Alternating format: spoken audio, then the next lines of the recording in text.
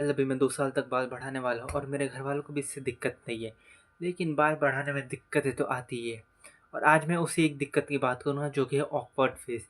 अगर तुमने अपनी ज़िंदगी में कभी न कभी बाल बढ़ाए होंगे तो तुम उस फेस से तो गुज़रे ही होगे जिसे ऑकवर्ड फेस कहते हैं। सीधी भाषा में बोलूँ तो तुम कृष नहीं लगते हो, ऋतिक रोशन वाले कृष, तुम लगते हो टार्ज़न। ये होता है ऑकवर्ड फेज़, ये मैंने वन लाइन में बता दिया, आप समझने वाले समझ गए होंगे। तो अब जो मैंने बाल बढ़ाए हैं, तो इसके लिए आपको वेदर का ध्यान रखना है, मैं आपको समझाता हूँ कैसे। तो देखो, अभी जो मैंने बाल काटे ये मैंने जून के एंडिंग में काटे समर में, और मेरे जो बाल बढ़ेंगे तो ऑकवर्ड फेज़ में जाएँगे तो दिसंबर-नवंबर के तब जाएँगे, और तब यहाँ ठंड होती है, विंटर होता है। तो विंटर में ना, इस विंटर में हमारे बाल जो है मॉइस्चर पकड़ के रखते हैं, तो हम उनको आसानी से स्टाइल कर सकते हैं। मतलब कंघी भी मारोगे ऐसे तो भी वो अच्छे से स्टाइल हो जाएगी। लेकिन अगर ये ऑकवर्ड आप समझ लो, अ विंटर से स्टार्टिंग में बाल कटवाते हो तो आपका जो ऑकवर्ड फेज़ आएगा वो समर में आएगा, और तब क्या होता है, बाल ना चपटे हो जाते हैं, पतले हो जाते हैं, ऐसे गिर जाते हैं एकदम माथे पे। उनमें कोई वॉल्यूम नहीं होता, कुछ नहीं होता, लेकिन ये दिक्कत आपको विंटर में नहीं आती। अब ऑल्दो मैंने ये अनइंटेंशनली मैंने छोटे करवाए थे, इस बात के बारे में मैंने तब नहीं सोचा था, लेकिन अब सोचा था तो किस्मत से अच्छा ही हो गया बोला।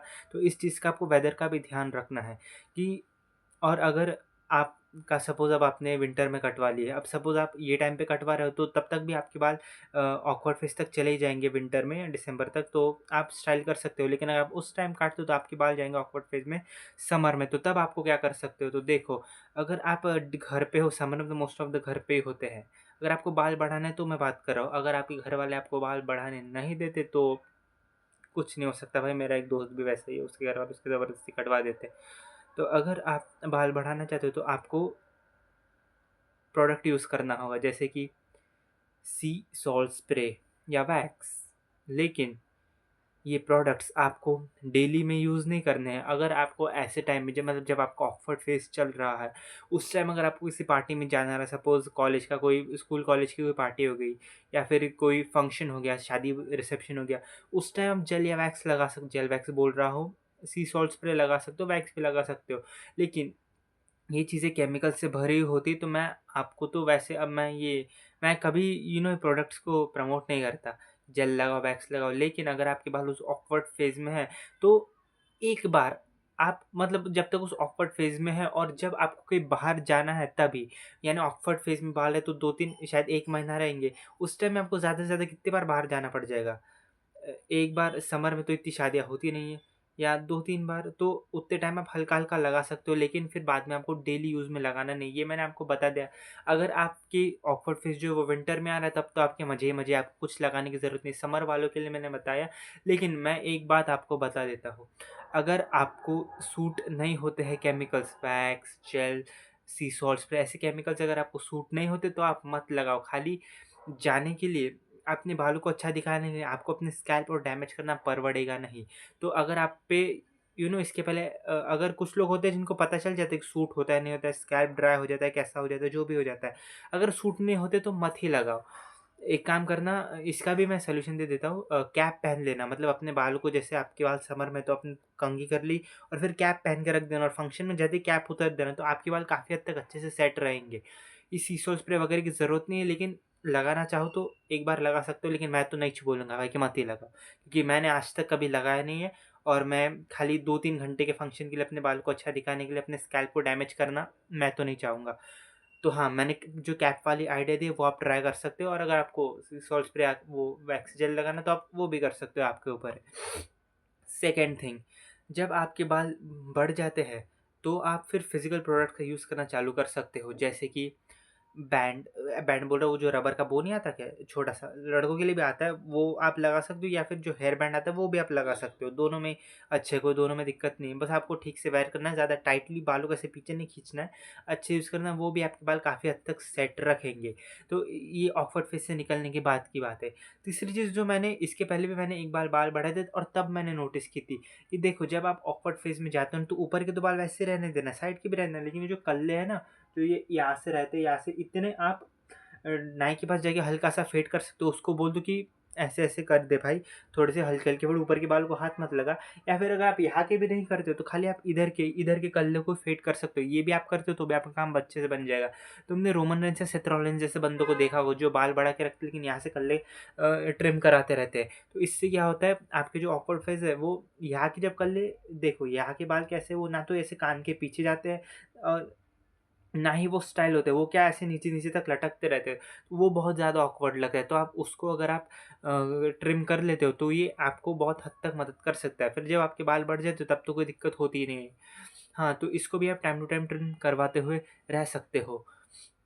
और फिर ये मैंने बताया, ये एक बहुत अच्छी हैक है। ये मैंने बहुत देर से नोटिस हुई मेरे को।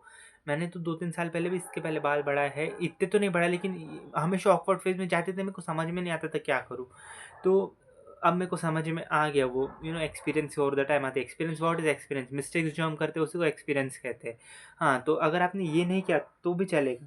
अगर आपके बाल यहाँ से इस तरफ को ऐसे बाहर, इस तरफ ऐसे निकलते तो आप कटवा सकते हो, और यहाँ से आप कल्ले कटवा लो। इतना भी कर लोगे तो बहुत अच्छा हो जाएगा।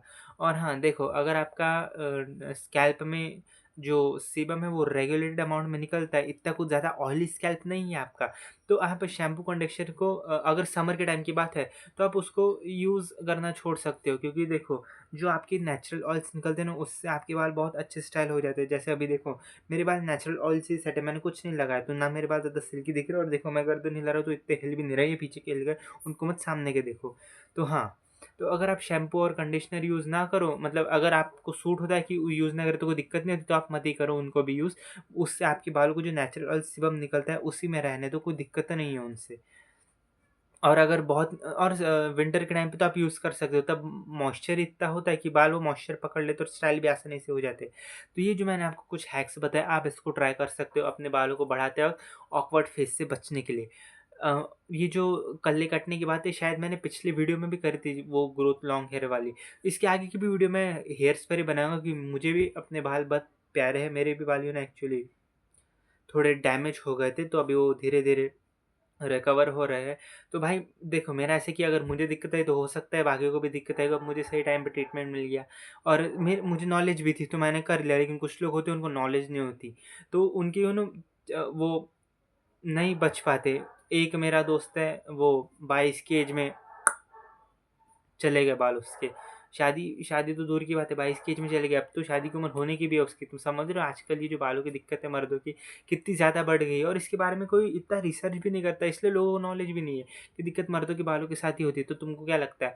और हाँ, precaution is always better than cure. तुमको क्या लगता है, वीरेंद्र सहवाग, द रॉक जैसे इतने अमीर पैसे वाले बंदे, इनके ये लोग टकले क्यों है? क्या इन्होंने कुछ किया नहीं होगा? सब ट्रांसप्लांट करके देखा। ट्रांसप्लांट एक परमानेंट सॉल्यूशन नहीं है। बहुत से लोगों को तो ऐसा लगता है कि भाई पहले दबा के पैसा कमाऊँगा फिर बाद में ट्रांसप्लांट करवा लूँगा। उसकी भी आपको केयर लेनी ही पड़ती है। वो ऐसा नहीं कि एक बार लगवा लिए फिर आपकी प्रॉब्लम पूरी तरह से सॉल्व हो गई।